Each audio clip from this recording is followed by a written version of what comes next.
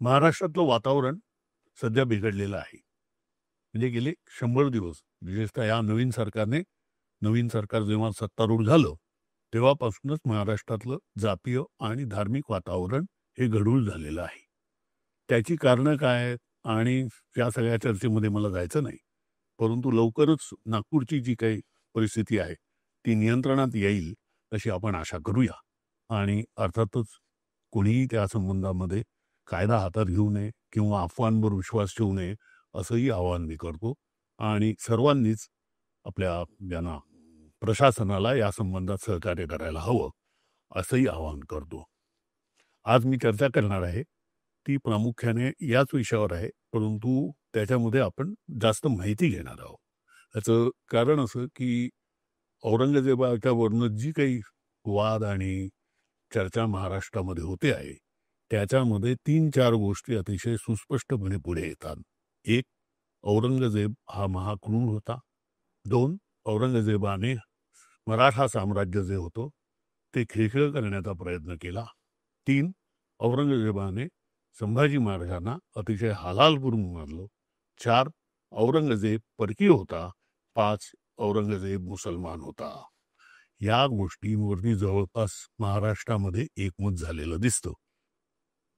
याच्यातला धोक्याचा भाग असा आहे, धोक्याचा म्हणण्यापेक्षा याच्यामधलं एक गृहीत तत्व असं आहे, की इस्लाम नावाचा जो काही धर्म आहे, हा इस्लाम धर्म हा एकजिन्सी असतो आणि इस्लामच्या स्थापनेपासून तो एकजिन्सी होता आणि इस्लामला जग जिंकायचंय अशा प्रकारेच त्याची वाढ होत गेली.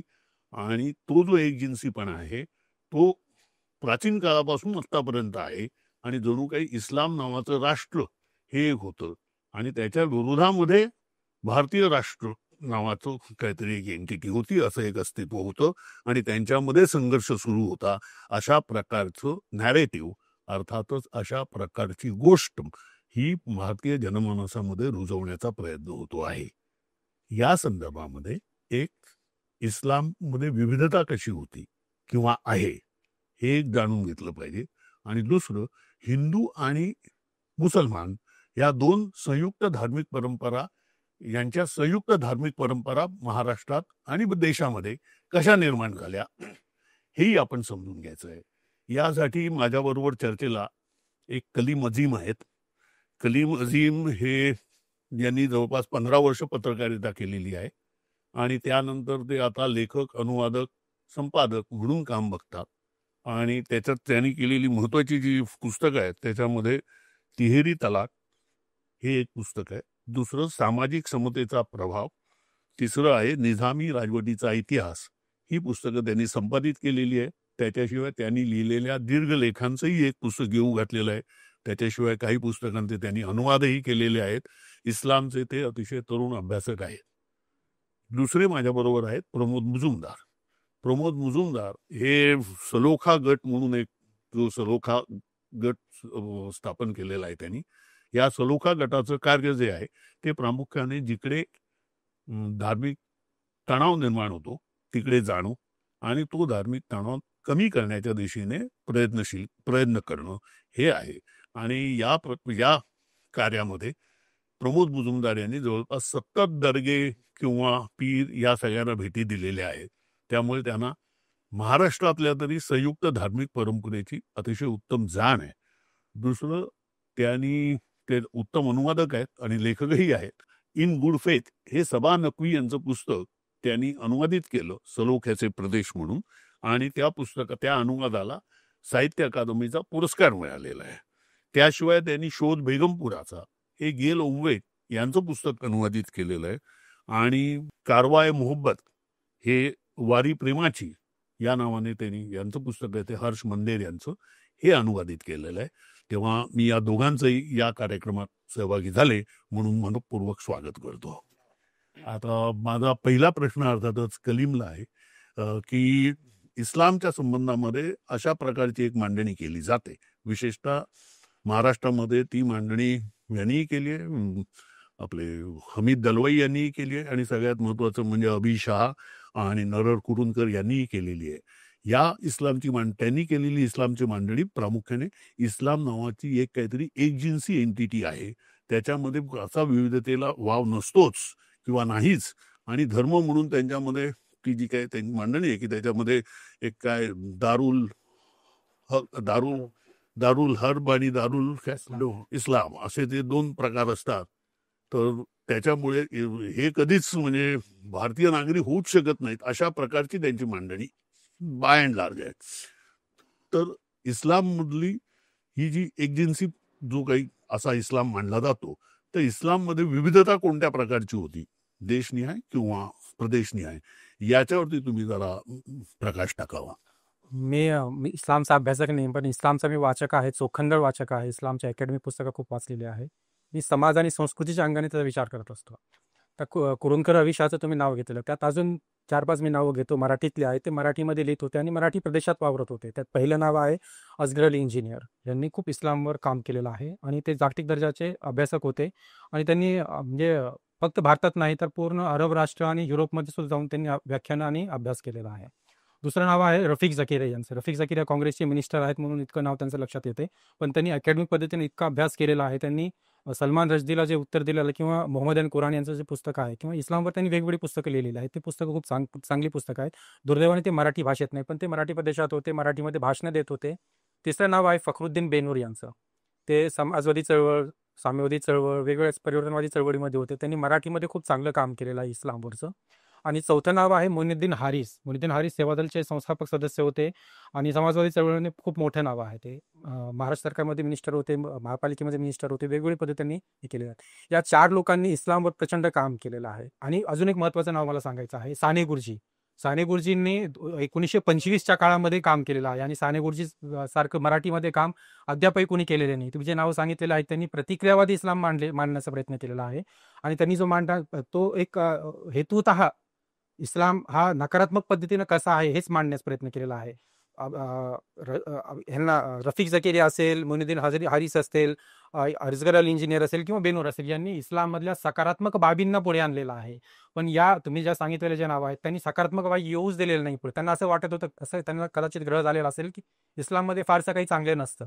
तर मी जे नावं घेतलेली आहेत त्यातला असगर अली इंजिनियर आणि बेनूर आणि मोइनुद्दीन हारिस यांचं लिखाण फारसं अवेलेबल नाही आहे मराठीमध्ये. साधनेनं बरंच प्रकाशित केलेलं आहे. मूळ त्यांचं उर्दूमध्ये आहे. अजमल नावाचं त्यांचं वृत्तपत्र होतं, त्यातून ते प्रकाशित करायचे, लिहायचे. असगर अली इंजिनियर आणि बेनूर यांनी जे इस्लामबद्दल मांडणी केलेली आहे ते लाईव्ह इस्लाम नावाची संकल्पना त्यांनी डेव्हलप केलेली आहे. लाईव्ह इस्लाम ही कल्पना इम्तियाज अहमद शाह, इम्तियाज अहमद प्राध्यापक होते आणि मानवशास्त्र आणि समाजशास्त्राचे ते अभ्यासक होते प्रचंड ते. तर त्यांनी मुस्लिम जात व्यवस्था, मुस्लिम कायदा, समाज आणि संस्कृती असा प्रचंड अभ्यास केलेला आहे. अकॅडमिक दृष्टिकोनातून अभ्यास केला. त्यांनी लाईव्ह इस्लाम नावाची संकल्पना मांडलेली आहे. हा लाईव्ह इस्लाम जो आहे, अरबस्थानामधला इस्लाम वेगळा आणि आशिया राष्ट्रांमधला इस्लाम वेगळा, अरबस्थानमधला इस्लाम वेगळा आणि साऊथ आफ्रिकन राष्ट्रामधला इस्लाम वेगळा किंवा हा अरबस्थानचा इस्लाम वेगळा आणि बाकी अरबस्थान व्यतिरिक्त वेगवेगळे जे इस्लामी कंट्रीज आहेत किंवा मुस्लिम राष्ट्र आहेत त्यांच्यातला इस्लाम कसा स्थानिक बाबींशी, स्थानिक घटकांशी जोडलेला आहे, ही मांडणी केलेली आहे. भारतातही तेच आहे. भारतातला इस्लाम जो आहे तो म्हणजे जगण्यातला इस्लाम जो म्हणतोय, त्यातलं की भारतात आपल्याकडे कोस्टल एरिया म्हणजे समुद्री मार्गे इस्लाम आलेला आहे असं म्हणतो, पण त्याच्यापूर्वी इस्लाम येण्याच्या आधीपासून अरबांचा भारताशी व्यवहार होता, व्यापाराचा व्यवहार होता. तो केरळमध्ये होता, कोकणामध्ये होता. कोकणामध्ये तर खूप मोठा व्यापार होता आणि नंतर सुद्धा मला वाटतं खलिफा अबूबकर यांच्या काळामध्ये त्यांनी एक संरक्षक पाठवला होता कुठे, कोकणामध्ये. कशासाठी पाठवला होता की हे जे नंतर आलेले होते, जे सोफिझम सोबत किंवा सहावी सोबत, पेशवांचे जे सहावी होते त्यांच्यासोबत आलेले जे लोक होती, त्यांच्यासोबत काही साम्राज्यवादी सुद्धा आलेले होते आणि त्या साम्राज्यवाद्यांनी कोकणातल्या व्यापाऱ्यांना छळण्याचा प्रयत्न केला आणि ही रिपोर्ट गेलेली खलिफांना. खलिफांनी एक संरक्षक पाठवला आणि सांगितलं की यांचे व्यापाराचे संबंध आमचे इस्लाम पूर्वपासून आहे, त्यामुळे यांना छळता कामा नये, यांना त्रास देता कामा नये. जर त्रास देत असतील, छळत असतील तर तुमच्या या कलमांतर्गत तुम्हाला शिक्षा होईल, असा संरक्षक पाठवला होता. म्हणजे इस्लामचे संबंध भारताशी खूप जुने आहेत, म्हणजे इस्लाम पूर्वीपासूनचे आहेत, ते अरबांच्या मार्फत होते. तर अरब आलेले होते, केरळमध्ये आलेले होते आणि कोकणामध्ये आलेले होते. तर इथं आले, तर इथं त्यांनी व्यापार केला. तर व्यापार करताना त्यांना इथं म्हणजे दीर्घ कालावधीसाठी राहावं लागलं त्यांना, म्हणजे केरळमध्ये तसंच आणि कोकणामध्ये तसंच. कारण की त्यावेळेसारखं म्हणजे विमान नव्हतं किंवा रेल्वे गाडी नव्हती की पटकन 2 दिवसात 3 दिवसात येता येईल. तर प्रवासाला 3-3 वर्ष, 2-2 वर्ष लागायचे. तर इथं ते व्यापारासाठी इथे आले तर किमान 7-8 वर्ष ते राहायचे. मग 7-8 वर्ष राहताना त्यांच्या काही स्थानिक सामाजिक मानसिक आणि भौतिक गरजा असायच्या. त्यानुसार त्यांनी इथल्या संपर्क गटाशी म्हणजे इथला जो समुदाय आहे त्यांच्याशी संपर्क प्रस्थापित केला. म्हणजे वैवाहिक नाते त्यांनी स्थापन केलं, मित्रत्व नाते स्थापन केलं, व्यापाराशी संबंध स्थापन केलं. मग वैवाहिक नातेसंबंध स्थापन करताना त्यांनी इथल्या लोकांशी लग्न केलं आणि कोकणामध्ये इथल्या लोकांशी लग्न केलं किंवा मग केरळमध्ये केलं तर त्यांची एक भाषा विकसित झाली. अरबी भाषा आणि स्थानिक भाषा. कोकणामध्ये जशी कोकणी भाषा जी आहे तर ते अरब लोकांची भाषा आणि इथल्या लोकांची भाषा अशी मिश्रित होऊन कोकणी भाषा आहे. ती कोकणी भाषा कोकणामध्ये आजही बोलली जाते. तर असे जुने इस्लाम पूर्वपासून संबंध आहेत. केरळमध्ये तर अभिवास खूप आहे, तसे राजा चेरामन वगैरे असतील, खूप अजूनही तिथले असे प्रतीक दिसतात ते. हा जो लाईव्ह इस्लाम जो आहे तो जगण्यातला इस्लाम का आहे याची थोडक्यात मी मांडणी करतो. म्हणजे सुफिझमचा शब्द खूप वारंवार ऐकला जातो आपल्याकडे. सुफी काय होते? हे प्रेषितांचे सहकारी सहाबी होते. प्रेषित हयात असताना त्यांनी इस्लामचा संदेश देण्यासाठी काही लोकांना आपल्या जवळच्या सहकाऱ्यांना पाठवलं होतं. तर त्यातले सहकारी कदाचित भारतातही आले असतील.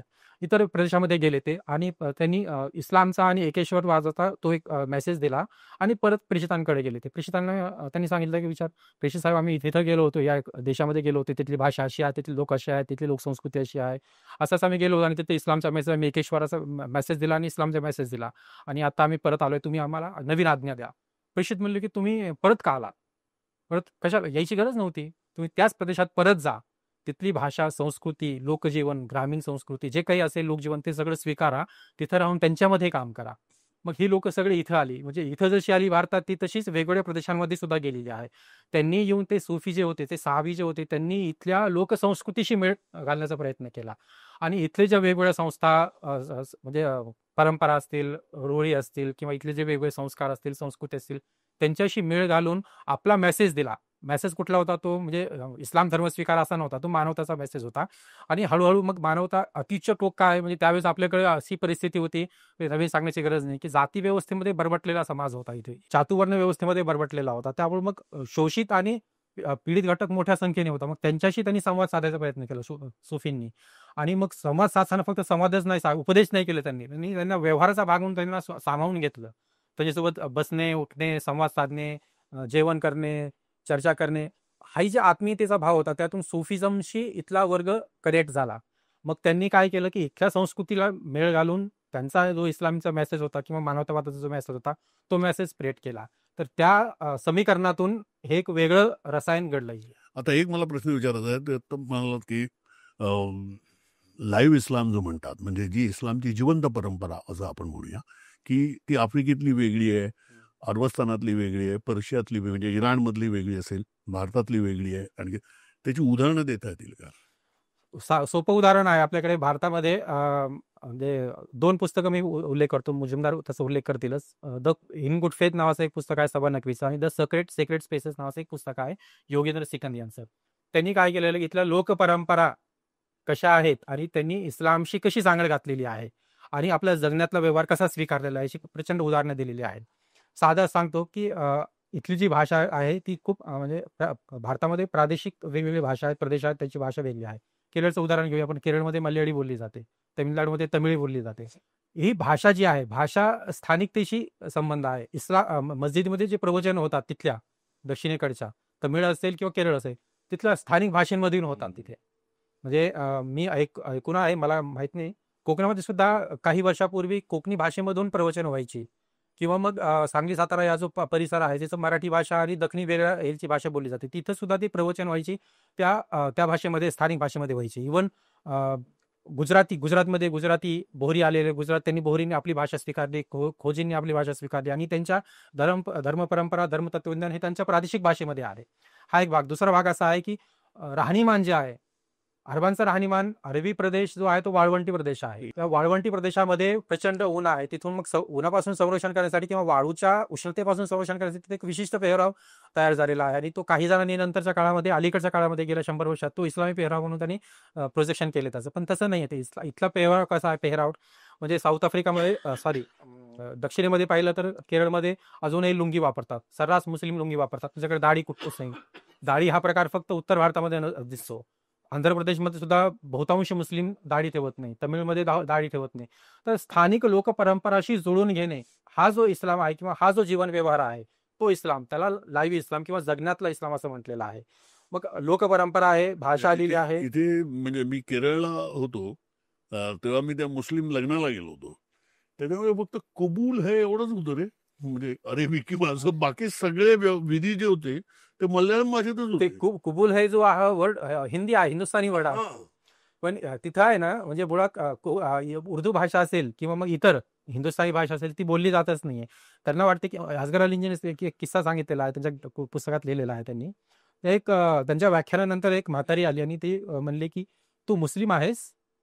ते इंजिनियर म्हणले हो मी मुस्लिम आहे. मग तुला मल्याळी येत नाही? मल्याळी येत नाही असला कसा मुस्लिम तू? म्हणजे त्या महिलेला वृत्त पाहिलेला मल्याळी भाषेचा अनुषंगाने इस्लाम हो. आणि मुस्लिम असणे असं तिला माहिती, म्हणजे ती प्रादेशिकतेला ती जोडून आहे. इंजिनियरने म्हणले की इंजिनियर मला येत नाही पण मी मुस्लिम आहे. तर महिलेने प्रतिप्रश्न परत केला की तू असा कसा मुस्लिम? हो.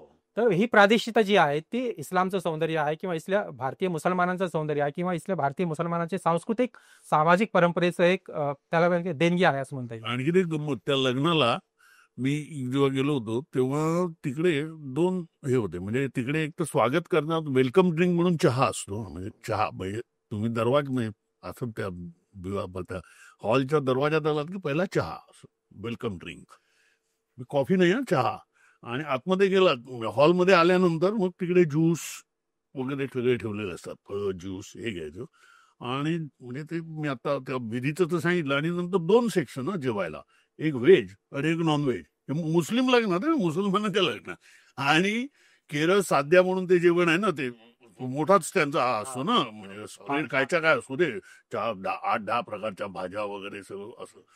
ते तिथेही सगळे मुसलमानही जेवायला बसलेले आणि एका बाजूला हे काय नॉनव्हेज, तर तिकडे हिंदू जाऊन बसलेले, असं असं होतं ते. हे नॉनव्हेजचा जो प्रकार आहे ना, म्हणजे शाकाहारी मुस्लिमांची संख्या प्रचंड आहे. म्हणजे ते शाकाहार स्वीकारलेला आहे असाही भाग नाहीये. त्यांना वाटतं की मी मांसाहार मला करायचं नाहीये तर मी शाकाहारी आहे. घरात 2-2 स्वयंपाक होतात आणि माझ्या संपर्क मित्रातील अनेक जण असे आहेत त्यांच्या घरामध्ये 2 स्वयंपाक होतात. ते मांसाहार करत नाही. ते शाकाहारच करतात. बाहेर हॉटेलमध्ये गेल्यावर म्हणते की आम्ही माझ्यासाठी शाकाहाराचा ऑर्डर कर, मी मांसाहार खाणार नाही. असे खूप आहेत. त्यामुळे शाकाहार किंवा मांसाहार हा इस्लाम किंवा धर्माशी जोडलेला विषय नाहीये. तो खाद्य संस्कृतीशी जोडलेला विषय आहे. ती वेगळी चर्चा होऊ शकते त्याची. तर आणखीन अशी कोणती, म्हणजे ज्याला असं म्हणायचं लाईव्ह इस्लाम म्हणून भारतामध्ये अशी कोणती विविधता इस्लाममध्ये आढळते? लग्न संस्कृती हा एक तुम्ही केलेला मुद्दा, तो खूप मोठा मुद्दा आहे. आणि जफर इस्लाम नावाचे एक मोठे विद्वान होते. ते ईस्ट इंडिया कंपनीच्या काळामध्ये ते कंपनी सरकारमध्ये एका मोठ्या हुद्द्यावर होते. तर ते खूप कुतूहल असायचं, त्यांच्याकडे गप्पा खूप असायच्या, त्यांच्याकडे चर्चा असायच्या. आणि ते मूळ दक्षिणेकडचे होते, दक्षिण पठाराचे आहेत तिथे. तर त्यांचा जो इंग्रज अधिकारी जो होता, बॉस होता, त्याला ते चर्चाचं खूप कुतूहल वाटायचं. ते म्हणले की अरे जफर तुम्ही एक काम करा, हे सगळं मला सांगा, आपण त्याचं शब्दांकन करूया. आणि 1890च्या सालात मला वाटतं की कानून इस्लाम नावाचं ते शब्दांकन त्यांचं प्रकाशित झालं. हेरक्लॉट नावाचा तो अधिकारी होता, त्यांनी ते संपादन केलेलं आहे. शब्दांकन केले, संपादन केलेलं आहे. त्या पुस्तकामध्ये म्हणजे जो लाईव्ह इस्लाम जो आहे ते विवाह विधी असेल किंवा जन्मापासून मृत्यूपर्यंत ज्या वेगवेगळ्या विधी असतात, फक्त 2च विधी नाही आहेत, हजारो विधी आहेत. आणि या विधी सगळ्या हिंदू लोकसंस्कृती लोकपरंपरेतून आलेल्या विधी आहेत. त्या विधींचं नाविन्यता कसं आहे, प्रादेशिकता कशी आहे, त्या कानून इस्लाम नावाचं पुस्तक जे आहे त्याच्यात ते मांडलेलं आहे. साहित्य संस्कृती म्हणून त्याचं मराठी ट्रान्सलेशनही केलेलं आहे. त्या पुस्तकात खूप इंटरेस्टिंग पुस्तक आहे ते. त्या पुस्तकामध्ये जन्म आणि मृत्यूचे जे सोहळे आहेत ते इथल्या स्थानिक म्हणजे फक्त हिंदूच नाहीये, तर ज्यूही होते, ख्रिश्चनही होते, बौद्धही होते, जैन होते, स्थानिक परंपरांशी कसे जोडलेले आहेत, विवाह विधी वगैरे अशी सगळी मांडणी त्याच्यात केलेली आहे. लग्न जो आहे तर आपल्याकडे म्हणजे तो साखरपुडा नावाचा प्रकार आहे, आमच्याकडे रसम म्हटलं जातं त्याला मुसलमानांमध्ये, असे खूप आहेत. मग रसम तर काय, इथे पण रसम म्हणतात उत्तरेत. हा, तर असे खूप वेगळे म्हणजे जसं बारसा आहे त्यालाही वेगळं नाव आहे. तर हे सगळे जे आहेत ना प्रथा किंवा सण उत्सव किंवा सोहळे वगैरे हे सगळ्या लोकसंस्कृतीतून आलेले आहेत. आणि त्याचं स्वरूप तसंच आहे. हे स्वरूप तुम्हाला अरबस्थानामध्ये दिसणार नाहीये किंवा हे स्वरूप तुम्हाला साऊथ आफ्रिकन किंवा मुस्लिम राष्ट्रांमध्ये दिसणार नाहीये. हे एशिया सबकॉन्टिनेंटमध्ये दिसेल, हे उपखंडामध्ये, कारण की हा बांगलादेश, पाकिस्तान, अफगाणिस्तान हा सगळा एका खंडाचा भाग होता एका काळी. तर तिथंच हे दिसतील, पण इतर ठिकाणी दिसणार नाही. लग्नविधी आणि मृत्यूविधी जे आहे किंवा मृत्यूनंतरचे जे विधी असतात, म्हणजे 3 दिवसाचा एक सोहळा असतो, 10 दिवसाचा एक असतो सोहळा, मग 40 दिवसाचा सोहळा असतो. हे सोहळे किंवा त्याचं स्वरूप जर पाहिलं ना आपल्याला इथं स्थानिक संस्कृतीशी दिसतील आपल्याला त्याच्यामुळे. मग नवीन मूल जन्मास आलेलं आहे त्याचं नामकरण सोहळा असेल, मग त्याचं हे असेल काय म्हणतात बारसं असेल, हे सगळ्या परंपरा ज्या आहेत तर इथल्या स्थानिक संस्कृतीशी जोडलेल्या आहेत. हा खूप मोठा असा भाग जो आहे तो जफर इस्लामने ते मांडलेला आहे. त्यामुळे ते लाईव्ह इस्लाम मधला म्हणजे जगण्यातला इस्लाम हाच आहे, तो वेगळा काही नाही त्याच्यात. आता इथे मी जरा प्रमोद सबा नकवीचं जे पुस्तक आहे, मी अनुवादितच केलेलं आहे त्याचं, तालुक्याचे प्रदेश. तर ही जी एक संयुक्त धार्मिक परंपरा ही काय आहे आणि ते नेमकं तुम्ही कुठे कुठे बघितलं आहे हे जरा.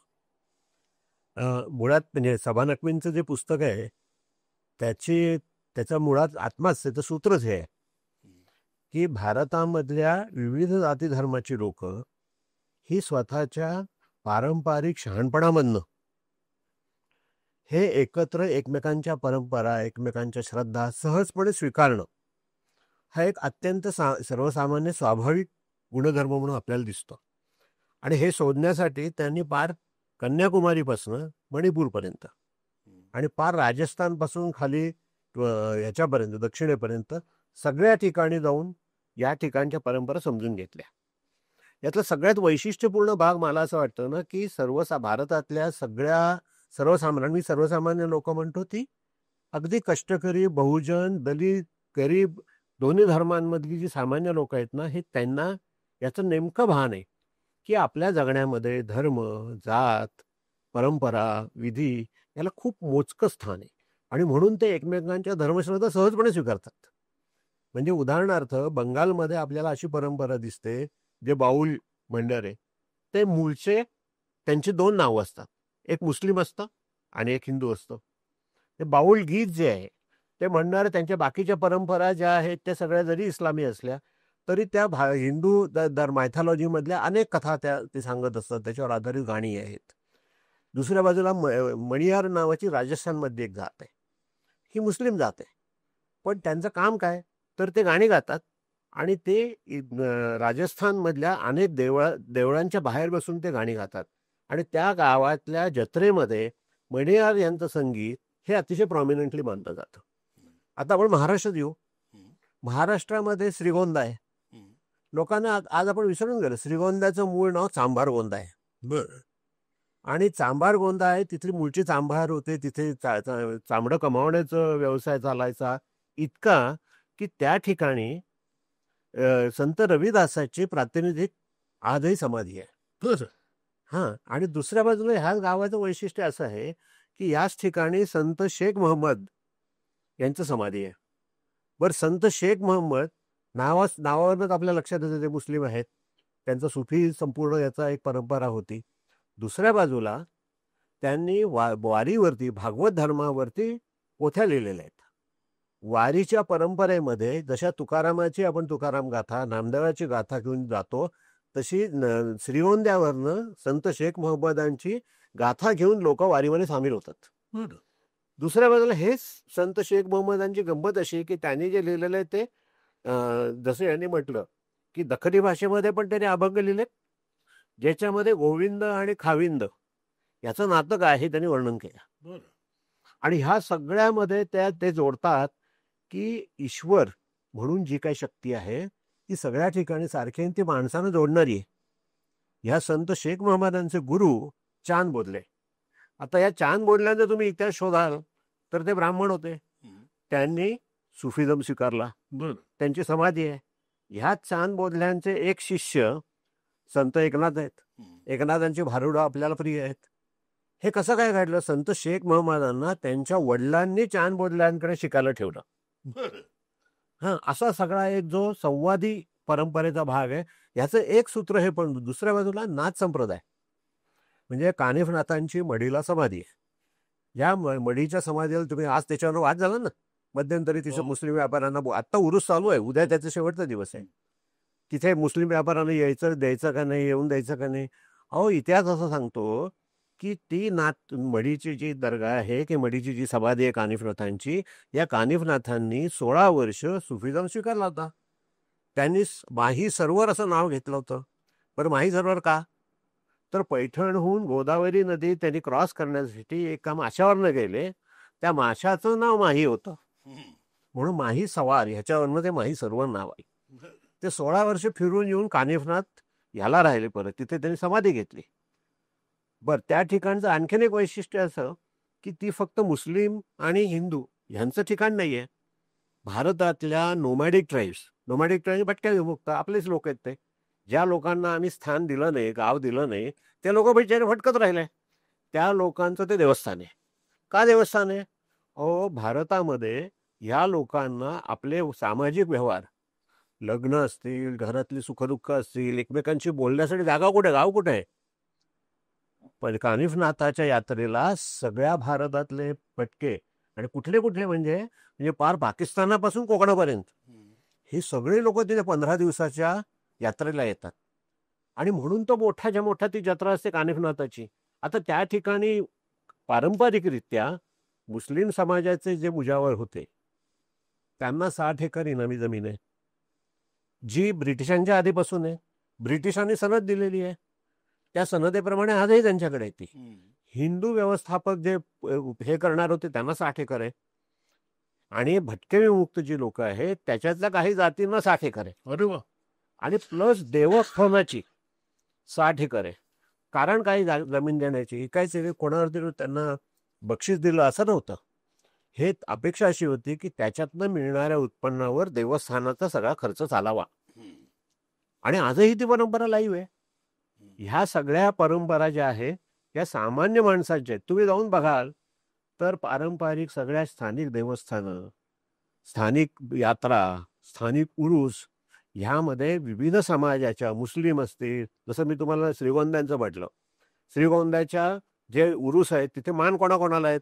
सांबार समाजाला आहेत, मराठा समाजाला आहे, मुस्लिम समाजाला आहे. कानिफनाथाचे ते गेलं तर भटके विमुक्तांना आहेत, कैकाडी समाजाला आहे, महाराळ नावाचा समाज आहे, नगारेवाले म्हणून आहेत त्यांना आहे. अशाच वेगवेगळ्या ठिकाणच्या कोकणात याच्यावरती जाल तुम्ही, देशावरती आणखीन म्हणजे गडिंग्लज वगैरे सगळ्या भागात बघाल तर तिथे लिंगायत पण आहेत याच्याशी जोडलेल्या. माझ्या मते ह्या सगळ्या परंपरा आम्ही जवळजवळ 60-70 असे दर्गे बघितले. आता या दर्ग्याचं काय जरा सांगा, म्हणजे याच्यावरती जरा सांगा ना, की आपल्या महाराष्ट्रामध्ये तुम्ही जे म्हणताय की 60-70 दर्ग्यांना तुम्ही भेटी दिल्या, तर त्याचा जरा, कारण त्याच्यावरून आपण हे मोठे वाद सध्या होतात आणि रोज उकरून पण काढू शकतात. हो म्हणलं. तर आमचा अंदाज असा आहे की महाराष्ट्रात असे किमान 1000-1200 दर्गे, छोटे मोठे मजारी दर्गे आणि पीर आहेत. ते त्या पीरांची महती एक कलीम असे दर्गे काय मजार हे पीर हे अरबस्तान किंवा इतर ठिकाणी आहेत का? हे मजार पीर म्हणजे काय किंवा मजार म्हणजे काय, ते दफन करण्याची जागा, स्मृती स्थळ म्हणून त्याला हे केलेलं आहे. जे प्रेषित होते, प्रेषितांचे सहकारी साहाबा असतील किंवा त्यांचे सहकारी साहाबांचे सहकारी असतील, तर असे जे लोक होते ते संत म्हणून ओळखले जायचे. म्हणजे सुफी म्हणून आलेत की काहीतरी चांगला उपदेश करतोय, असे संत झालेले आहेत. ते संतांची स्मृतीस्थळ जिवंत राहावीत, त्यांची स्मृती जिवंत राहावी म्हणून असे ठिकाणं केलेली आहेत. तर बरोबर. भारतामध्ये, महाराष्ट्रामध्ये खूप आहेत अशा. ते स्मृतीस्थळ आहे, ते माणसाचं नाव आणि त्याचं काम जिवंत राहावं यासाठी स्मृतीस्थळ निर्माण केलं. ओके, नक्की. मुळात हे जे ज्यांना आपण हजरत म्हणतो किंवा ज्यांना संत म्हणतो, तिथले महंत ज्यांच्या नावाने तो दर्गा किंवा ती मजार असते, ती जर म्हणजे काय? हजरत मध्ये ह्यातला अधिकारी आहेत, अच्छा. आध्यात्मिक अधिकार असलेले की ज्याचा अधिकार लोकांनी मान्य केला. ओके, म्हणजे साधू संत. साधू संत अशाच प्रकारचे. मुळात हे 600 वर्ष, 400 वर्ष, 500 वर्ष टिकले का, असा पहिला प्रश्न आपल्याला पडायला पाहिजे. त्या लोकांचा जो सामाजिक नातं होतं, उदाहरणार्थ अनेक ठिकाणी दावल मलिक आहेत, तिथल्या पीराचं नाव दावल मलिक असतं. आता हा दावल मलिक एकच आहे का? नाही आहेत. दवा देणारे ते दावल असं एक त्याची फोड सांगतात. बर. स्थानिक पातळीवरती ज्या काळामध्ये आरोग्य व्यवस्था ज्या पद्धतीची असेल त्याच्यामध्ये त्यांचा एक रोल होता, त्यांनी काहीतरी लोकांना आधार दिला. हे बघा, ज्यावेळेस 600-500 वर्ष एखाद्या ठिकाणच्या माणसाच्या नावाने लोक काहीतरी श्रद्धा पाळतात तेव्हा त्याला वस्तुस्थितीत सामाजिक आधार असतो. माझ्या दृष्टीने सुफी आणि सुफी प्रवाह हा मुळातच इथल्या गरीब गोरगरीब लोकांना जोडणारं, आधार देणारं स्थान होतं हो. म्हणून ते टिकलं आणि म्हणूनच त्यांना त्या काळातल्या राजांनी मदत केली. सत्ताधारी काही उगाच कोणाला मदत नाही करत, त्यांना त्यांची सत्ता टिकणं, शांतता टिकणं आवश्यक आहे. हे टिकण्याचं एक महत्वाचं साधन, महत्वाचा प्रवाह म्हणून संत शेख महम्मद एवढे पोथी लिहितात, ती पोथी लोक वाचतात, त्यातलं शहाणपण समजून घेतात. वारंवार ती पोथी वाचणं याचा अर्थ माझ्या मते लोक म्हणतात नाही हे शहाणपण ना आपल्याला रोज उजळणी करायला पाहिजे, नाहीतर माणसं आपले मार्ग सोडून कुठल्या तरी वाम मार्गाला जातात. म्हणजे आपल्या श्रीगोंद्यात 2 महिन्यापूर्वी स्थानिक मराठा समाजातली लोक आणि मुस्लिम समाजातल्या पोरांची भांडणं झाली आणि त्याच्यामध्ये एक मराठा समाजातला माणूस गेला. तेव्हा ते धार्मिक तणाव म्हणून त्याला आकार द्यायचा प्रयत्न केला स्थानिक राजकारण्यांनी. गावातल्या तरुण पोरांनी जाऊन त्यांना सांगितलं, हा तुमच्यातला वैयक्तिक वाद आहे. आमचं गाव जे आहे ना श्रीगोंदा, हे सलोख्याचं ठिकाण आहे. इथे हे असले धार्मिक त्याला रंग देऊ नका. एक असे भडकाऊ भाषण करणारे मंत्री जाऊ लागले तिथे. त्यानं पत्र लिहून कळवलं, आमचं गाव हे वारकरी संप्रदायाचं आहे, इथे हे असलं चालणार नाही. तुम्हाला यायचं तर या, शांतपणे त्या लोकांना भेटून परत जा. त्याप्रमाणे ते मान्य केलं. ते येऊन तसे परत गेले. ह्याच तरुण माणसांनी त्यांना पत्र लिहून कळवलं की तुम्ही आमच्या इथे येऊन प्रक्षोभक भाषण केलं नाही, ही खूप चांगली गोष्ट आहे, याबद्दल आम्ही तुमचे आभार मानतो. ही घडलेली वस्तू आजची घटना आहे. आणि मी याचं वाचलं ना, ते मन समजावणी कादंबरी आहे श्रीराम गायकवाड यांची. तर त्याच्यामध्ये तर असं आहे की तो सोलापूर जिल्ह्यातला कोण तो पीर होता, त्याने रामदास स्वामींच्या मनाच्या श्लोकाचा त्याच्यामध्ये अनुवाद केला उर्दू मध्ये, म्हणे आपल्या दखनी भाषेत. आणि ती पोथी त्यांच्या घरामध्ये, आणि त्यांनी ते सगळं अतिशय उत्तमपणे कादंबरीतनं आणलेलं आहे. ते हे नातं कसं होतं, म्हणजे संयुक्त धार्मिक छान करायचं. तर असं म्हणजे आता रामदास स्वामींचे मनाचे श्लोक हे मनसमजावन म्हणून अनुवादित होता. आता म्हणजे अशी आणखीन कोणती उदाहरणं आहेत अशी संयुक्त धार्मिक परंपरेची? असं म्हणजे पीर जो आहे, दर्गा स्मृती स्थळ जे आहे ते स्मृती दर्गा जे होते सर्व धर्म समुदाय तिथे यायचा.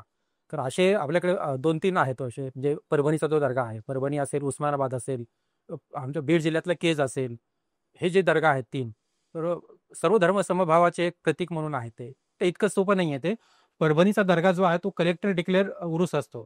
ताजुद्दीन मला नावात आठवत नाहीये. तो कलेक्टर डिक्लेअर उरूस असतो आणि तो 10-12 दिवसाचा असतो. तिथं पूर्ण महाराष्ट्रभरातले लोक येतात. तो बुलढाण्यामध्ये आहे एक सैलानी बाबा नावाचे, तिथंही महाराष्ट्रभरातले लोक येतात. उस्मानाबादमध्ये येतात. मुंबईचा आहे. एक उरूस काय भानगड असते? उरूस स्मृती दिन असतो. पीर ज्यावेळेस जातात, कुठल्या संत जातात, संतांचा मृत्यूदिन जो असतो, तो मृत्यू दिवस म्हणजे पुण्यतिथीचा दिवस, तो 3-4 दिवस सोहळा म्हणून साजरा, सोहळा म्हणतात त्याला, की उपक्रम काहीतरी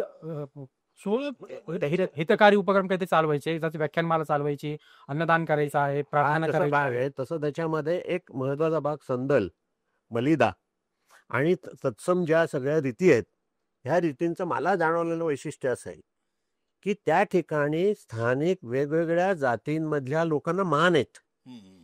संदलचा मान कोणाला आहे? कलेक्टरला, स्वतःच कलेक्टरला. नाही, जातींना पण आहे, मराठ्यांना आहे, चर्मकारांना आहे, मांगांना आहे. त्या ठिकाणी मलिदा गोडाचा असतो, तसा तिखटाचा असतो. गोडाचा वितरित करण्याचा सुद्धा मान आहे, मलिदा वितरित करण्याचा सुद्धा मान असतो काही. आता ह्या सगळ्या लोकांनी बघा, असं आहे की रोजच्या तुमच्या धार्मिक विधी, तुमचे समजा तुम्ही मुस्लिम आहात, तुमच्या धार्मिक विधींमध्ये आम्हाला स्वामीला स्पेस नाहीये, आमच्या हिंदूंमध्ये तुम्हाला स्पेस नाहीये. ह्या जोडणाऱ्या काही एक नवीन स्पेस तयार केली ना. मी ह्याला संयुक्त सांस्कृतिक राजकारणच म्हणतो. ह्या गरीब लोकांनी केलेलं हे सोडलेला मार्ग आहे एकत्र येण्यासाठी, एकत्र जोडण्यासाठी. आणि त्याचं पॉवरफुल उदाहरण म्हणजे कर्नाटकात तिंथानी नावाचं गाव आहे, अगदी महाराष्ट्र कर्नाटकाच्या बॉर्डरवर. या तिंथानीमध्ये खालती दर्गा आहे आणि वरती लिंगायत हे आहे, एका लिंगायताची समाधी आहे. दोन्ही एकाच ठिकाणी आहेत, दोन्ही एकत्र उरूस होतात. आता आपण ह्याच्यामध्ये गमतीचा भाग असा आहे की ज्या ठिकाणी स्थानिक लोक मुस्लिम असतील तर त्याचे मुजावर आणि सगळं व्यवस्थापन मुस्लिमांकडे असतं, पण मान असतात ते सगळे स्थानिक हिंदूंना असतात. दर्गा मजारीनं तुम्ही गेलात तर त्याचे पवित्र दिवस कुठला, जसा मुस्लिम समाजामध्ये शुक्रवार पवित्र मानला जातो, दर्ग्यांच्या मध्ये मजारींच्या ठिकाणी गुरुवार असतो.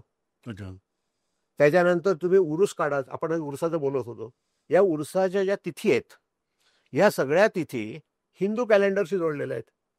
स्वाभाविक गोष्ट अशी आहे की हिंदू कॅलेंडर बदलत नाही, वर्षाचं फिक्स आहे.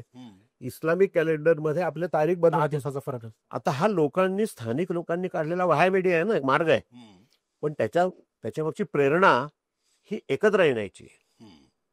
ही सुफिझमचं सगळ्यात मोठं, आणि सुफिझम आणि भक्ती परंपरा ह्या इतक्या अमलगमेट झाल्या, एकमेकांशी जोडल्या गेल्या, आणि त्या स्वतंत्रपणे चालू राहिल्या. म्हणजे मूळ शुद्ध हिंदू धर्मातले, शुद्ध मुस्लिम धर्मातले, आणखीन कुठले त्यांच्या प्रथा काय असतील ते असू देत, त्याला काही त्यांनी विरोध नाही केला. पण त्यांनी हे एक संपूर्ण स्वतंत्र असं स्वतःचं सांस्कृतिक व्यवहार सुरू केला. त्याच्यामुळे महाराष्ट्र टिकून आहे. म्हणजे तुम्ही अजगर अली इंजिनियरांचा उल्लेख केला, त्यांचं वाक्य आहे छान. ते म्हणाले की सुफिझमनी काय काम केलं, तर कडवा हिंदुझम आणि कडवा इस्लाम यांना शहरांच्या बाहेर येऊ दिलं नाही. ओके. आत्ता यांनी सांगितलं प्रमोदनी की सुफींनी कोणतं मोठं कार्य केलं हो, तर कडवा इस्लाम आणि कडवा हिंदुत्व हा त्यांनी शहरापुरता मर्यादित केला, तो काही ग्रामीण भागापर्यंत येऊ दिला नाही. आपण समजा त्यावेळेचं लोकसंख्येचं डिस्ट्रीब्युशन काढलं, म्हणजे अगदीच बघायचं झालं तर आपलं गावगाडा हे पुस्तक आहे, हे साधारणपणे 2012-15चं आहे आणि आय एम सॉरी 1911चं आहे आणि 1911चा जनगणने 12-15चा आहे, पण 1911चा जनगणनेचा अहवाल बघितला तर हिंदुस्थानची लोकसंख्या म्हणजे त्याच्यामध्ये बर्मदेशही होता, म्हणजे आता पाकिस्तान, बांगलादेश, श्रीलंका, ब्रह्मदेश, आजचा म्यानमार म्हणजे आणि भारत आजचा, हे सगळं मिळून 32 कोटी होती. आणि त्यातली फक्त त्यांनी तर दिलं की एक 5% लोकसंख्या शहरी होती. हे मग मुद्दाम ते बोललात म्हणून मी सांगतोय की 5% लोकसंख्या फक्त शहरी होती. आणि म्हणजे तो ज्यावेळेचा जो काही कडवा हिंदुत्ववाद आणि कडवा इस्लाम असेल तेव्हा होताच ना. म्हणजे बाय दॅट टाइम म्हणजे माझ्या अंदाजाने 1885ला काँग्रेस स्थापन झाली आणि लगेच 5-10 वर्षामध्ये मुस्लिम लीग स्थापन झालेली आहे. असा काय आहे तो, असं मी म्हणतोय. तो हा काही इथपर्यंत गेलेलाच नव्हता, म्हणजे ज्या ग्रामीण भागामध्ये जिकडे सुफी आणि हे सगळे होते. माझा मुद्दा असा आहे की याच्या अगोदर म्हणजे जेव्हा इस्लामी राजवट होती, म्हणजे औरंगजेब असेल किंवा मोगलांची राजवट होती किंवा निजामी राजवटीवरती तुम्ही पुस्तकच संपादित केलेलं आहे, तर तेव्हाचा कडवा इस्लाम काय होता? कळवा या शब्दाला मी परत एकदा थोडंसं फोड करतो. कळवा मूलभूत, मूलतत्व आता नकारात्मक अर्थ आलेला आहे. मूलतत्ववादाला आता नकारात्मक अर्थ आला. मूलतत्व म्हणजे मूळ तत्व काय आहेत त्या धर्म परंपरेचे किंवा धर्मतत्वज्ञानाचे, याच्या अर्थाने तो आहे. आणि कळवा जो आहे तर कळवा म्हणजे खूप जास्त आग्रही असणे त्या बाबतीत. म्हणजे मी 5 वेळचे नमाज मी नाही करत, मला वेळ मिळाला तर मी करतो दिवसातून 5 वेळा. रमजानमध्ये 5 वेळची नमाज होती सहज. मी 5 वेळची नमाज जर आग्रही करत असो तर मी कळवा मुसलमान आहे किंवा मी खूप जास्त धार्मिक मुसलमान आहे, असं साहजिकच त्याची व्याख्या आहे. तुम्ही जो प्रश्न विचारला की कळवा म्हणजे असगर अली इंजिनियर यांच्या अर्थाने कळवा असगर इंजिनियरने काय केलं, इस्लाम जो आहे इस्लामचं तत्वज्ञान ते सांगत बसले नाही. इस्लाम तत्वज्ञानी लेखी भाषेमध्ये मांडलं, लेखांमध्ये किंवा त्यांच्या पुस्तकांमधून ते आलेलं आहे.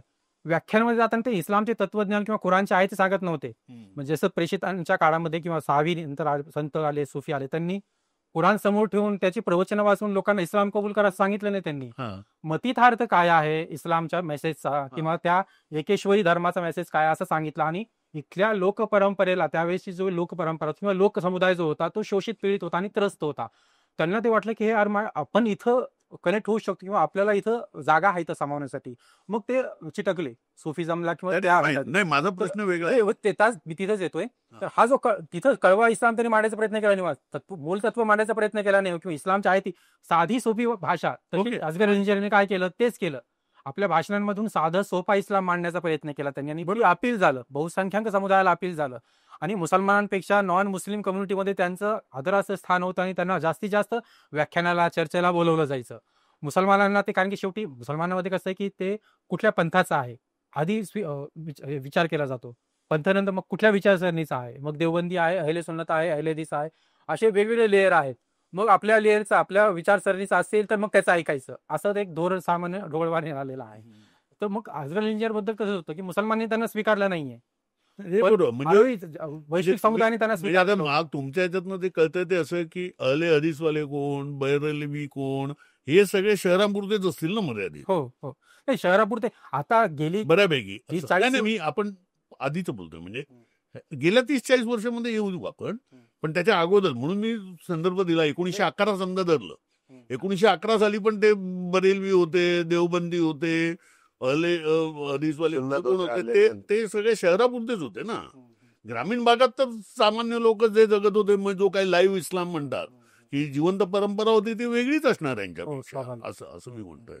नाही, तर एक पुढचा प्रश्न असा याच्यात ना, जो आता महत्वाचा ठरलेला आहे आणि की ही जी इस्लाममधली विविधता आहे, ही विविधता, हे जे वेगवेगळे पंथ आहेत, म्हणजे मला तर काही माहिती नाही, तुम्हीच अभ्यास केलेला आहे त्याचा, तेव्हा ही विविधता या लोकांनी म्हणजे काय त्यांचं नातं आहे, ही विविधता आणि हे वेगवेगळे पंथ, जसे वहाबी आहे, त्यानंतर बरेलवी आहे, किंवा काय देवबंदी आहे, अहले हदीस काय म्हणतायत ते, ही ही काय नातं आहे. आणि त्याच्यानंतर मग त्याच्या अनुषंगाने येणारा प्रश्न म्हणजे तबलिगी जमात ही काय हे आहे. हे दोन्ही सविस्तर बोला. 3-4 जे विचार प्रवाह तुम्ही सांगितले, विचार प्रवाह म्हणूया त्याला, पंथ म्हणता येणार नाही, विचार प्रवाह, विचारसरणी आहे किंवा आयडिओलॉजी आहे ती एक. म्हणजे 1857च्या काळामध्ये आपल्याकडे प्रचंड म्हणजे इतकं विस्कळीत वातावरण झालं आणि सर्वात मोठा टार्गेट जो होता तो मुस्लिम समुदाय होता. तर मुस्लिम समुदायाने काय केलं होतं त्यावेळेस, म्हणजे बहुतांश मुस्लिम समुदाय होता त्यावेळेस, आणि तो धर्मसंस्थेशी किंवा धार्मिक विद्वान होते, उलेमा होते, हाफिज होते त्यातले, त्यांनी बंड केलं, द्रोह केला इंग्रजी ईस्ट इंडिया कंपनीच्या सत्तेविरोधातलं. आणि नंतर तो बंड थोपवून काढला सरकारने, आणि नंतर काय केलं, त्यांनी टार्गेट केलं मुसलमानांना. दिल्लीमध्ये असेल, मेरठमध्ये असेल, लाखो लोक मारले गेले. आता हे जी सगळी घुसळण चालू होती, मग त्यानंतर काय झालं की मग एक सार्वभौम सत्ता त्यांनी राणीने स्थापन केली. त्यानंतर इतकी घुसळण, वैचारिक घुसळण झाली. त्यानंतर मेकॉले आला, मेकॉलेने एक शिक्षण व्यवस्था नवीन सुरू केली. तर ती मेकॉलेची शिक्षण व्यवस्था संबंध भारतीय समाजाला एक धक्का देणारी आणि आव्हान होतं तो. मग इथे जे धार्मिक विद्वान होते त्या काळातले, म्हणजे मुघलच्या काळामध्ये किंवा ईस्ट इंडिया कंपनीच्या काळामध्ये मदरसे होते. मदरसे म्हणजे त्या काळाच्या पाठशाळा, विश्वविद्यालय, विद्यापीठ होते ते.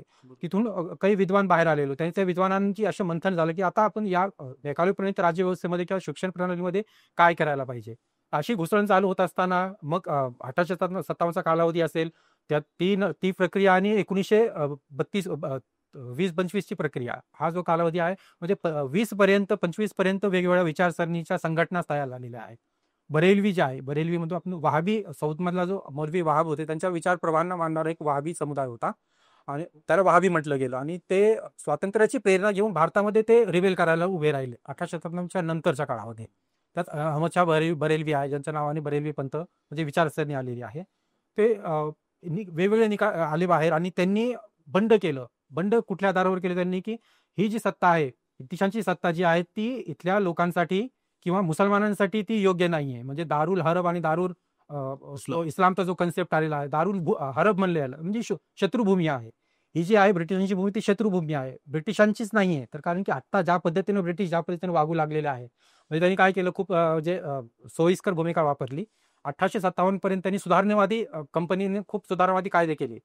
57 नंतर त्यांनी कायदे केले नाही, हात वरती केले. आता कायदे, कारण की आपल्याला सत्ता राबवायची आहे, त्यामुळे आता कायदे करायचे नाहीत. नाही, एक मी तिथंच येतोय. तिथं 57 नंतर मुळात ब्रिटिश पार्लमेंटची सत्ता आहे. तिथे ते राणीची सत्ता आली ना, त्याला एक संरचनात्मक आधार आला त्याला ना. मग त्यांनी कायदे वगैरे केले नाही, पण मेकॉले पर्यंत राज्यव्यवस्था आणली. नंतर मग तो म्हणजे एक वेगवेगळे अहवाल आले, वेगवेगळे संशोधक आले आणि इथं काम करायला सुरुवात केली. मग हे सगळा आघात वाटू लागला. हे जे मदरसामधून विद्वानाची जी पिढी आलेली होती उलेमा वर्गाची, त्यांनी मग अशी वैचारिक घुसळण सुरू असताना मग त्यांनी काय केलं, की देवबंद नावाची संस्था स्थापन झालेली आहे. देवबंद नावाची जी संस्था स्थापन झालेली आहे, अशाच विचार प्रवाहातून मेकॉले पर्यंत राज्यव्यवस्थेला एक उत्तर बनून ती आलेली आहे. आणि ती फक्त अरबी खूप नंतरच्या काळात आली. इस्लामचं आणि कुराणचं अध्ययन खूप नंतरच्या काळात आलेलं. सुरुवातीच्या काळात मदरसेमधले जे अपत्य आहे, सर सय्यद खान मदरसेचे अपत्य आहेत, मौलाना मोहानी मदरसेचे अपत्य आहेत, मौलाना अबुल कलाम आझाद मौलाना मदरसेचे अपत्य, राजा राम मोहन रॉय, राजा नंतर मुघलांनी पदवी दिली त्यांना, राम मोहन रॉय सुद्धा अपत्य मदरसेचे आहेत. त्या मदरस्यामध्ये अभियांत्रिकी, पर्यावरण शास्त्र असे आधुनिक शास्त्राचे जे अभ्यासक्रम होते तिथं शिकवले जायचे. आणि तो तिथला विद्वान बाहेर ईस्ट इंडिया कंपनीमध्ये मोठ्या हुद्द्यावर असायचा तिथल्या. नंतर मग इंग्रजांनी वेगवेगळे मिशनरी स्कूल आणले, वेगवेगळे स्कूल आले, आधुनिक शाळा आली ते नंतर. पण हा जो मदरसा परंपरामधून आलेला विद्वान होता, त्यांनी देवबंद परंपरा सुरू केली. देवबंदमध्ये सय्यद अहमद, सरसय्यद नंतर खूप नंतरच्या काळात. तर सरसय्यद होते त्यावेळेस.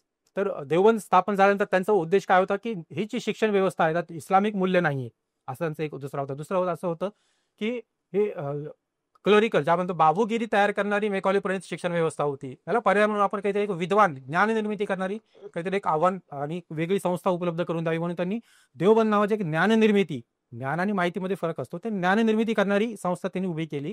त्यातून विद्वान बाहेर पडले. ते विद्वान जे आहेत तर 1920-22 पर्यंत ऍक्टिव्ह होते, प्रचंड ऍक्टिव्ह होते. म्हणजे झाकीर हुसेन असतील किंवा म्हणजे स्वातंत्र्य चळवळीमधले बहुतांश जे स्वातंत्र्य सेनानी राष्ट्रवादी मुस्लिम जे होते ते बॅरिस्टर होते. बहुतांश बॅरिस्टर हो. होते. सरसय्यद सुद्धा बॅरिस्टर होते. हे पण फक्त जिना पण बॅरिस्टर हो, होता. मौलाना आझाद फक्त त्यांनी आधुनिक आझाद नाही. आधुनिक अर्थाने शिक्षण घेतलेले नव्हते हो. त्यांनी, पण पाठशाळेमधून घरगुती शिक्षण म्हणून ते विद्वान होते. तर हे सगळे बॅरिस्टर होते. तर हे मदरस्यामधून आलेले जे राष्ट्रीय चळवळीमध्ये सगळं जे उत्पन्न होतं ते मदरस्यामधून आलेलं होतं. आता तबलीग वरचा आपण आलो तिथं तबलीगपर्यंत किंवा मग वहाबी किंवा बरेलवी. बरेलवी जे होते अहमद शाह बरेलवी यांनी इंग्रजी सत्तेला उठाव म्हणून आपलं एक वेगळी स्वतंत्र चळवळ सुरू केली होती आणि त्यांना इथून देशांतर करावं लागलं आणि देशांतर करून ते अफगाणिस्तानला गेले. तुम्ही चळवळच केली चळवळ नाही. मोठी चळवळ होती. ती चळवळ इतकी ऍक्टिव्ह झालेली म्हणजे सावरकरांसोबत अंदमानमध्ये सर्वात जास्त कैदी हे वावी चळवळीतले होते. म्हणजे कैदी अर्थाने त्या अर्थाने स्वातंत्र्य चळवळीचे ते चळवळी होते आणि ब्रिटिश सरकारचे ते शत्रू होते. यांनी यदी फडकेंनी जे पुस्तक लिहिलंय स्वातंत्र्य चळवळीतील मुसलमान, त्याच्यामध्ये यांचं आहे. हा, तर हे वहाबी चळवळ आताची जे वहाबी नावाची जी कन्सेप्ट आहे ते त्याला वेगळ्या पद्धतीने रंगवलं जातं. ती वहाबी चळवळ ही प्रचंड फरक आहे. बरेलवीच्या प्रेरणेतून बरेलवीवर वहाबी चळवळीचा किंवा मौलाना वहाब यांचा प्रचंड प्रभाव होता आणि त्यांचंही तेच होतं. म्हणजे स्वातंत्र्य चळवळीतली प्रेरणा ही एक मोठा भाग होता आणि त्यात दुसरा एक भाग होता की अध्यात्म, म्हणजे जो ज्ञाननिर्मितीचा जो भाग आहे तो आध्यात्मिक नावाचा भाग आहे. त्यात त्यांनी मग आध्यात्मिक प्रेरणा कशा असाव्यात तर मग ते शाह वलीउल्लाह वगैरे अशी खूप मोठ्या परंपरा आहेत त्या परंपरेतून आलेल्या. त्यांनी मग वहाबी चळवळ बरेलवी गेल्यानंतर बरेलवींचा दुर्दैवाने हत्या झाली त्या स्वातंत्र्य चळवळीच्या ह्याच्यातूनच हत्या झाली आणि त्यानंतर मग त्यांचे जे अनुयायी होते त्यांनी त्यांचा धार्मिक विचार एकीकडे धार्मिक विचार स्वीकारला, दुसरीकडे स्वातंत्र्य चळवळीतली प्रेरणा स्वीकारली. तसंच देवबंदच्या परंपरेने काय केलं, एकीकडे धार्मिक परंपरा अध्यात्मवाद स्वीकारला, दुसरीकडे स्वातंत्र्य चळवळीतली प्रेरणाही स्वीकारली आणि आधुनिकतेची घेतली. आधुनिकतेची स्वीकारली. आणि नंतर मग काय झालं की 1925चा काळ म्हणजे देवबंद चळवळीचा तबलीग चळवळीचा काळ, तो काळ जर आपण व्यवस्थित पाहिला तर त्या 1925-20च्या काळामध्ये खूप मोठ्या मोठ्या संघटना आपल्याकडे त्यावेळेस अस्तित्वात आलेल्या होत्या. पहिली होती साम्यवादी म्हणजे कम्युनिस्ट पार्टी अस्तित्वात आली होती. दुसरी ती RSS नावाची संघटना अस्तित्वात आलेली होती. तत्पूर्वी खिलाफत चळवळ प्रचंड मोठ्या आकाराने आणि गांधींनी इतका सगळा जो मोठा समुदाय होता म्हणजे टर्कीमध्ये प्रातिनिधिक खिलाफत ब्रिटिशांनी खालसा केली आणि त्यानंतर मग जो विद्रोह होता म्हणजे खलिफाला एक इमोशनल टच होता. खलिफाकालीन राजव्यवस्थेला एक इमोशनल टच होता आणि खलिफा हा अखिल इस्लामी जगताचा प्रतिनिधी म्हणून खलिफाकडे पाहिलं जात होतं. पण तो तुर्कीमधला खलिफा एक वेगळ्या पद्धतीने होता, म्हणजे इमोशनल टच होता त्याला. ब्रिटिशांनी काय केलं म्हणजे अरबांच्या संमतीनं तो तुर्की नॅशनलिझमला आव्हान देण्यासाठी खलिफा सुलतानपद त्यांनी खालसा केलं आणि हा भारतीय समुदायाला खूप मोठा धक्का होता. मग त्यांनी खिलाफत बचाव चळवळ सुरू केली. त्याच चळवळीचे समर्थक गोडवलकर होते, टिळक होते. मग हे सगळे असताना मग गांधी आले नंतरच्या काळामध्ये. गांधींनी हा जो सगळा खिलाफत चळवळीचा म्हणजे मुस्लिमांचा जो मॉब होता किंवा एक जनसमुदाय होता त्याला स्वातंत्र्य चळवळीकडे त्यांनी खेचून घेतलं आणि खिलाफत चळवळीच्या कालावधीमध्ये असहकार चळवळ आपल्याकडे आली. हो ना, एक सेकंद त्याच्यामध्ये की ही एक गमतीदार आहे ना, म्हणजे खिलाफत चळवळीचं नेतृत्व हे तुम्ही करा असं मुसलमानांनी एका कर्मठ हिंदूला विनंती करायची की तो बाय दॅट टाइम म्हणजे विनंती त्या अर्थाने नव्हती ती. म्हणजे मौलाना अली ब्रदर्स जे होते, अली ब्रदर्सला त्यांना नजरकैद केलेलं होतं आणि अली ब्रदर्सची आई जी होती वृद्धा होती, त्यावेळेस 75 वर्ष त्यांचं होतं आणि आपल्या मुलांना राष्ट्रद्रोहाच्या खटल्याखाली त्यांनी ब्रिटिश सरकारने अटक केलेला आहे आणि हे नियमबाह्य आहे म्हणून ते बाहेर पडल्या आणि त्यांनी चळवळ स्वीकारली. होम रूल चळवळीचे खूप मोठ्या करत्या सुधारक होत्या आणि खूप मोठा संघटक होता. म्हणजे अॅनी बेझंटची चळवळीकडे, टिळकांची चळवळीकडे आणि बी अम्मा म्हणजे मौलाना मोहम्मद अली यांची आई. तर मौलाना मोहम्मद अलींची आई बी अम्मा ज्यावेळेस बाहेर पडल्या तर ते अपील करत होत्या. तर अपील ते टिळकांपर्यंत आले, होम रूल चळवळीपर्यंत आले, अॅनी बेझंटपर्यंत आले. त्यांनी बहुतांश मुस्लिम महिलांना त्या खिलाफत बचाव चळवळ आणि असहकार चळवळीशी जोडले त्यावेळेस. तर हे सगळं चालू असतं. म्हणजे असहकार चळवळीचा कालावधी खिलाफत चळवळीचा खूप मोठा कालावधी होता. गोडवलकरांना पहिली जी जेल झालेली आहे तर या प्रकरणामध्ये झालेली आहे. खिलाफत चळवळीचं समर्थन केल्यास त्याला ते जेल झालेली आहे. तर हा म्हणजे असहकार चळवळ, खिलाफत चळवळ खूप मोठा घुसळण होती, 10-15 वर्षाची घुसळण होती.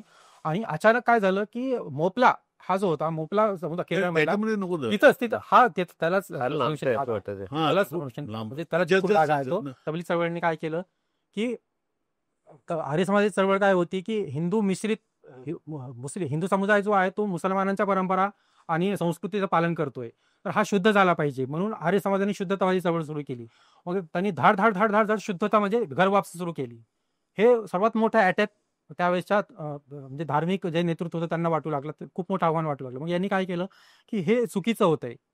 दोन्ही परंपरा स्वीकारणारे जे आहे, तर हे म्हणजे भारतीय राष्ट्रवाद जो शब्द आलेला आहे किंवा भारतातलं सांस्कृतिक आणि भारतीयत्व या स्वीकारणाऱ्या या परंपरा या वर्ग घटक होत्या, त्यांनी धाड हिंदूकरण करायला सुरुवात केली. मग याला प्रतिक्रियावाद म्हणून, याला उत्तर म्हणून तबलीग चळवळ सुरू झालेली आहे. बरं. त्यांनी ते काय केलेलं आहे, त्यातला इहवाद घेतला त्यांनी. म्हणजे राष्ट्रवादी चळवळ सुरू होती, तबलीग चळवळ काय केलं, इहवाद आणि पारलौकिकवाद घेतला आहे आणि मुसलमानांना जास्तीत जास्त मुस्लिम कसं करणे हा प्रकार त्यांनी राबवलेला. ते न राजे नॉन पॉलिटिकल होते पूर्णतः, त्यावेळेसही नॉन पॉलिटिकल होते, आजही नॉन पॉलिटिकल आहे. त्यांनी सामाजिक विषयावर काम केलेलं नाहीये, राजकीय विषयावर बिलकुल काम करत नाहीत. ते राजकीय विषय वर्ज आहे त्यांना. त्यावेळेसपासून 1922-25 पासून ते अद्याप ते फक्त इहवाद आणि पारलौकिक वादावर काम करतात. त्याने मुसलमानांना जास्तीत जास्त मुसलमान कसं करतात, म्हणजे कसं मुसलमान की 2 परंपरा स्वीकारत असेल किंवा हिंदुझमचं त्याला जास्त अंग असेल त्यांच्या संस्कृतीला स्वीकार किंवा जीवन प्रवाहाला, मग त्याचं त्याला शुद्ध करून, म्हणजे त्या अर्थाने त्याला फक्त मुसलमानांच्या परंपरा ज्या आहेत, इस्लाम धर्मीय किंवा मुस्लिम परंपरेतून आलेल्या परंपरा ज्या आहेत ते स्वीकारायला भाग पाडणे त्याला, मग त्याचं प्रबोधन करणे, उपदेश करणे आणि त्याला सन्मार्गावर, त्यांच्या भाषेमध्ये सन्मार्गावर आणणे, त्यांची भाषा सन्मार्गावर आणण्याचं काम ते त्यावेळेसपासून ते अद्याप करत आहेत. त्यामुळे काय झालेलं आहे की सन्मार्ग म्हणजे वेगवेगळ्या सांस्कृतिक देशातल्या बहुसांस्कृतिक समाजाला त्यांनी एक संध करण्याचा प्रयत्न केला. एकाच प्रकारचं, म्हणजे दाढी टोपी घालणे किंवा मग एकाच प्रकारचा मुसलमान होणे, अशा प्रकारचं केलं. मग त्यातलं बहुवैविध्यता जे होतं ते संपुष्टात आलं. एक म्हणजे भाषा त्याला कारण आहे, भाषा आता म्हणजे त्यांनी अरबी भाषेचा, अरबी भाषा त्यावेळेस नव्हती ती, नाही अरबी किंवा जी कोणती भाषा, म्हणजे स्थानिक भाषेमध्ये उपदेश नाही. हा पूर्वी स्थानिक भाषेमध्ये ते उपदेश दिले ना. मौलाना इलियास कांदलवी जे होते, त्याचे तबलीगचे संस्थापक, ते मेवाती होते. मेवाती हरियाणवी एक वेगळी भाषा आहे. ते मेवाती भाषेमधून त्यांनी ते प्रबोधन द्यायला सुरुवात केली. प्रत्येक ठिकाणी जशी जी चळवळ उभी राहिली तशी ती चळवळ स्थानिक भाषांमध्ये गेलेली आहे. फक्त यांचा आग्रह काय आहे की जास्तीत जास्त चांगलं मुस्लिम होणे हा त्यांचा आग्रह आहे.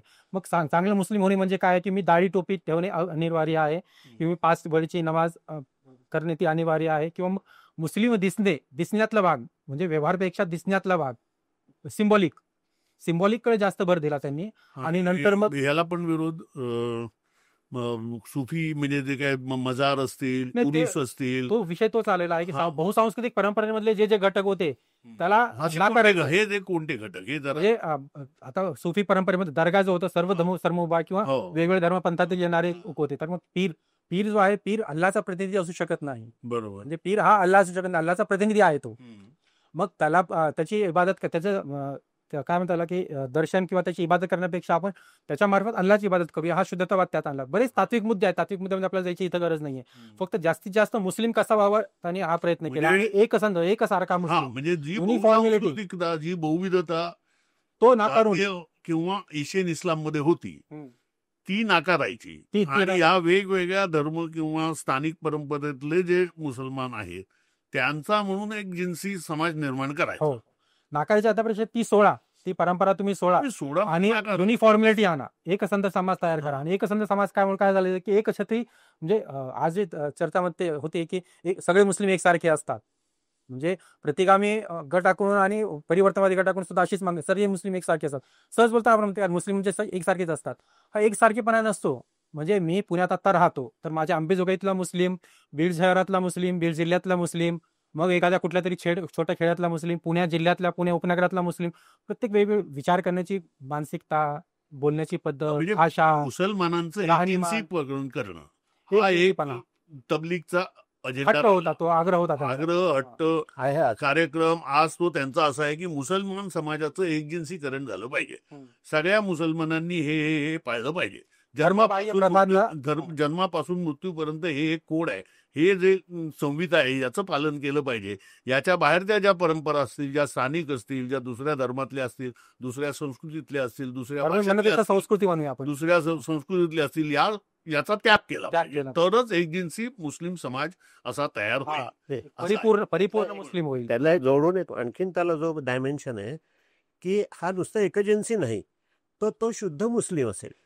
जर का हे त्यांनी पाळलं तर तो भ्रष्ट मुस्लिम आहे, अशा पद्धतीची धारणा, भावना ही आम मुस्लिम समाजाला आजच्या घडीला बौद्धिक दृष्ट्या भेद करणारी शुद्ध मुसलमानापेक्षा मला वाटतं शुद्धीकरण हा एक शब्द पॉप्युलर शब्द आहे, शुद्ध नसतो तो. म्हणजे तो नैतिकतेच्या आधारावर एक मुस्लिम परिपूर्ण मुस्लिम झाला पाहिजे.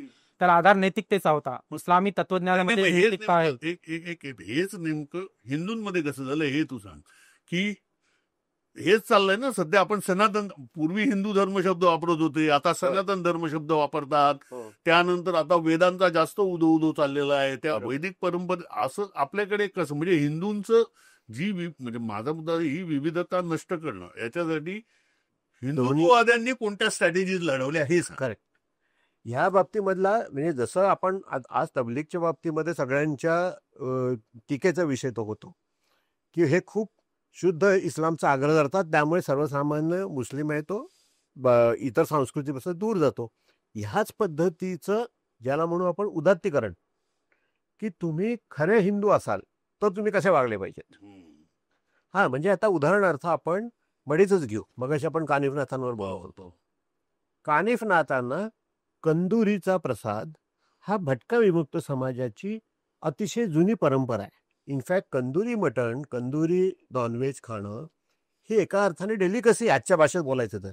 म्हणजे कंदुरीची हॉटेल असतात बरं का, पण कानिफनाथाला भटका विमुक्त समाजातल्या लोकांनी कंदुरीचं मटण घेऊन तिथे हे करणं, याच्यासाठी स्थानिक जे व्यवस्थापन मंडळ आहे त्यांनी हे हिंदूंच्या ह्याच्या विरुद्ध आहे म्हणून ते बंद करा असं 3 वर्षापूर्वी फतवा काढला. त्यावेळेस मग त्या भटका विमुक्त समाजातल्या लोकांनी त्याच्या विरुद्ध आंदोलन केलं की आम्ही तिथे कंदुरीची पार्टी ठेवणार आणि तुम्ही या, आणि म्हणून तिथे ती कंदुरीची त्यांनी त्यावेळेस मागे घेतलं.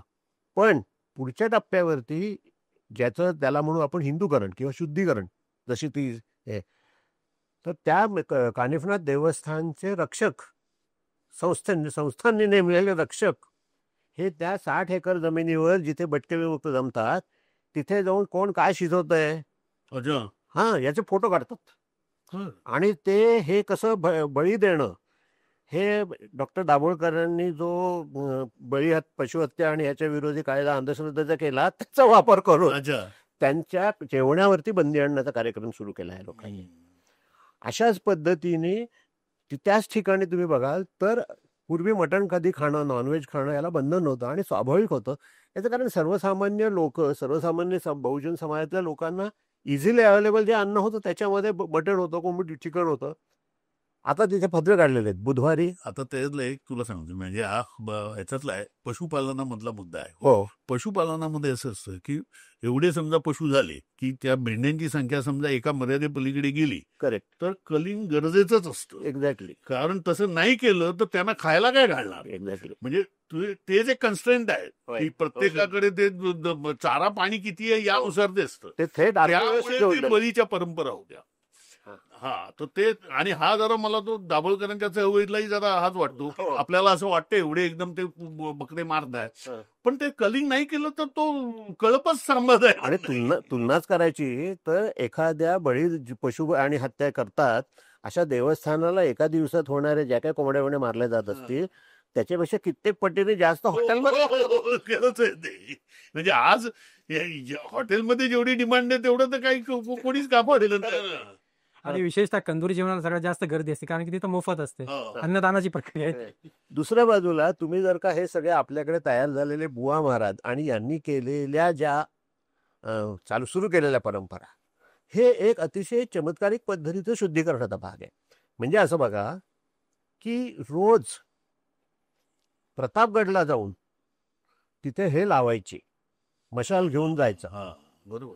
आता तुम्ही चांगलं आहे, त्याच्यातनं लोकांना प्रतापगडच्या एकूण सगळ्या इतिहासाशी एक स्वतःला जोडता येतं, त्याच्यातनं एक मोठेपणा मिळतो. कोणाला मोठेपणा मिळतो? कुठल्या त्या हिंदू समाजातल्या कुठल्या लोकांना तो मोठेपणा मिळवण्याची आस आहे आजच्या घडीला, त्यांच्यासाठी सुरू केलेली प्रथा आहे. वास्तविक उपास करणं, शारीरिक कष्ट करणं ह्या एका पातळीवरती वैदिक धर्माशी जोडलेल्या ज्या परंपरा होत्या त्या ठिकाणी ह्या बहुजन जातीमधल्या आपल्या समाजातल्याच लोकांना आपण इतके दिवस स्थान नाही दिलं. आज आपण हे उदात्तीकरण करून त्यांना स्वतःला एक भ्रामक आयडेंटिटी देतो का, असा आपल्याला प्रश्न पडतो. आणि ह्या पद्धतीच्या वागण्यातनं फक्त एवढंच होतं की समजा जर का मी पारंपरिकदृष्ट्या उच्च जातीतला, उच्च समाजातला हिंदू नाही. आणि मला हे करण्याचा मान मिळाला तर मला असं वाटतं मी वरच्या दर्जाला गेलो. ही जी एक भ्रामक धार्मिक अस्मिता जागवण्यासाठी त्याचा उपयोग होतो का? मला असं वाटतं की ह्या पद्धतीने दोन्ही धर्मातले सत्ताधारी सत्ताधारी म्हणजे मुद्दा हाच आहे ना की एक जसा हिंदूंचा एक अजेंडा आहे म्हणजे हिंदू धर्मवाद्यांचा करेक्ट की हिंदूंचा नाही आहे तो होय. काही होय, मूळ धर्मामध्ये लोकांचा हिंदूंचा नाही. सर्वसामान्य हिंदूंचा नाही आहे. पण त्यांचा असा अजेंडा आहे की एक हिंदू बहुसंख्याकवाद आपण एस्टॅब्लिश करायला असेल, आपल्याला स्थापन करायचं असेल तर हिंदू म्हणून एक कसं एक एकजिन्सी चित्र दिसलं पाहिजे. Yes. एकजिन्सी संस्कृती निर्माण केली पाहिजे आणि त्या संस्कृतीच्या समोर अन्य धर्मियांनी शरणागती पत्करली पाहिजे अशा प्रकारचं आहे. आणि याच्यामध्ये आपण एक विसरतो ते म्हणजे भारतीय राज्यघटनेने प्रत्येक नागरिकाला समान हक्क दिलेले आहेत. करेक्ट. हिंदू धर्माला झुकतं माप दिलंय किंवा मुस्लिम धर्माचं सावत्र वागणूक दिली आहे असं काही नाही आहे. कारण धर्म ही वैयक्तिक बाब मानलेली आहे. त्यामुळे नागरिक म्हणून जेवढे अधिकार मुस्लिम नागरिकाला आहेत तेवढेच अधिकार हे हिंदू माणसाला आहेत किंवा ख्रिश्चन किंवा आणखीन कुठच्याही जातीच्या भाषेच्या वगैरे वगैरे. याचा पूर्णपणे विसर पाडून द्यायचा. एका बाजूला एक मुस्लिम एकजिन्सी समाज निर्माण करायचा आहे, दुसऱ्या बाजूला हिंदू एकजिन्सी समाज, मग आणखीन छोटे छोटे असतील ते असे एकजिन्सी समाज होतील. तर हा सगळा भारतीयत्वाला, मी भारतीय राष्ट्रवादाला पण नाही म्हणत, तर भारतीय नागरिकत्वालाच तो धोका आहे. आणि नेमकं हे आत्ता जो राजापूरला जे झालं प्रकरण, विशेषतः ती जी काय पालखी निघाली आणि ती त्यांची नेहमीची परंपरा आहे की ते त्या मशिदीमुळे आणतात आणि तिकडे तो जो कोण हा होता तिकडचा मौलवी किंवा त्या मुस्लिम धर्म त्याने ते दरवाजा उघडला नाही आणि त्याच्यामधून तो तणाव निर्माण झाला.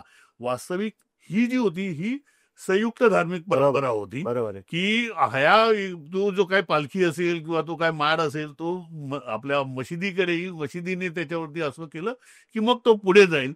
ही संयुक्त धार्मिक परंपरा ही ना हिंदूंना मान्य आहे ना, म्हणजे एकजिन्सी समाज निर्माण करणाऱ्या हिंदूंना आणि एकजिन्सी समाज निर्माण करणाऱ्या मुसलमानांना या दोघांनाही मान्य आहे. आज ते हिंदू वापरतात केवळ मुसलमानांना चिडवण्यासाठी. बरोबर आहे.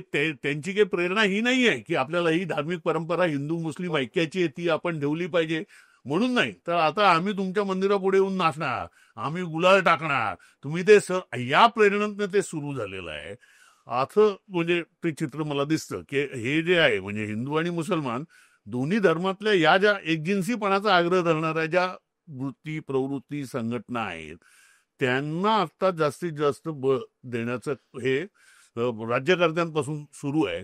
आणि याच्यामध्येच मला आता म्हणजे आपले हे जे होते राजू परुळेकर यांनी राजापूरच्या घटनेनंतर असं जाहीर केलं की ते एक अशी उपोषण करणार आहेत किंवा संवाद करणार आहेत. ऍक्च्युली त्याच्यानंतर मला माहित नाही, मी त्यांची फेसबुक पोस्ट शेअरही केली आणि त्याच्यात असं म्हटलं की आपण त्यांना हे केलं, आपण त्यांच्याबरोबर असलं पाहिजे, म्हणजे आम्ही सोबत आहोत. आणि माझाही विचार होता खरं तर राजू परुळेकर तिकडे जातात तर मीही जाणार होतो एक दोन दिवस. पण नंतर दुसरी पोस्ट बघितली त्याच्यामध्ये असं आहे की नाही बाबा समाजातले धुरीण असं म्हणतात तर हे करायची गरज नाही. म्हणजे त्यामुळे आता त्यांनी पुढाकार घ्यावा. ते राजू परुळेकरनी एकदम विड्रॉ केलं. ते म्हणाले दुसरं कोणी करणार असेल तर मी त्यांना मदत करेन, मी काय करणार. मला इथेच वाटतं की आज नेमकी याची गरज आहे की ज्या प्रकारचं वातावरण आज महाराष्ट्रामध्ये निर्माण केलेलं आहे आणि ते म्हणजे सत्ताधारी पक्षानेच ते केलेलं आहे. हो. तर त्याचे तर तपशील आता काय चर्चेची काही गरज नाही, ते सगळ्यांना माहिती आहेत. परंतु अशा प्रकारचा जो एक संयुक्त धार्मिक परंपरा ज्या जिवंत होत्या तर त्याच्यामध्ये नव्याने कोणता तरी एक अर्थ तो देण्याची गरज आहे. आणि त्यांचं पुनरुज्जीवन म्हणजे पुनर्सर्जन असं मी म्हणेन. पुनर्सर्जन अगदी बरोबर. पुनर्सर्जन वेगळ्या प्रकारे ते हे करायला पाहिजे. त्याचा संबंध हा अंधश्रद्धांशी नाही आहे.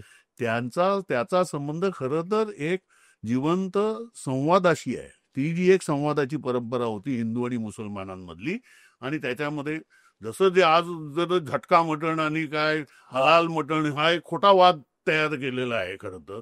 आणि त्याच्यासाठी सर्टिफिकेशन वगैरे असं आणून त्याचं पुन्हा एकजिन्सीकरण पक्क करायचं की हलाल खाणारे हे मुसलमान आणि झटका खाणारे हे हिंदू, असं काहीच नसतं ऍक्च्युली.